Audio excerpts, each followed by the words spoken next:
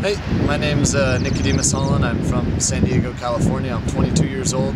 I started getting into running when I was about 13 years old after watching my mom complete her first marathon at the age of 15. I decided after seeing her then that I wanted to try the thing myself, and so I ran my first marathon at the age of 15 and I did cross country throughout high school. And at the age of 17 I had a really close friend of mine who was diagnosed with blood cancer and decided to run 100 miles around a high school track.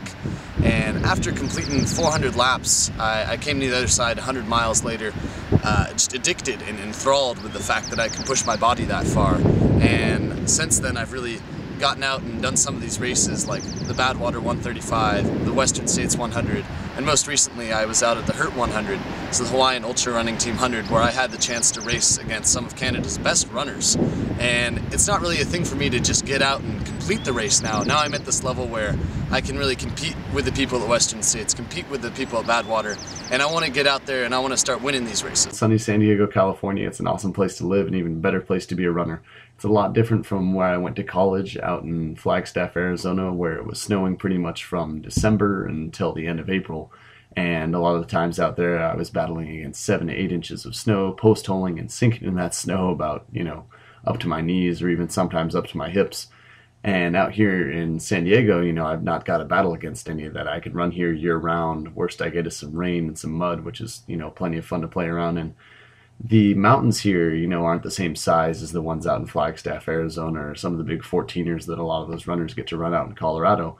But, you add our mountains up, we got a couple 4,000-foot mountains out here that you start from sea level, and you're able to add those up, maybe do a couple repeats on them, and our training out here is just as good as theirs. And I absolutely love running in the mountains and love running on those steep hills. Sometimes I'll even add in some scrambling over boulders to add in that really technical element to the training. It's a really hard sport, but it's extremely addictive at the same time. I've also always had an affinity for any desert races, any races that throw you in desert conditions. That hostile environment, that being out in the middle of nowhere, that emptiness just really attracts me. It's a place where I can just be at peace with myself, get out there and just get in my own head. Here in San Diego, we're fortunate enough to live about 45 minutes to an hour away from Anza-Borrego Desert, and Death Valley, one of the best deserts arguably in the world, is only about 5 hours north of me. So I can sometimes get out there and be able to train on the weekends. Every Wednesday I meet up with a group of friends, about 4 or 5 of us, and we meet up over by the beach to go on a steep trail run there.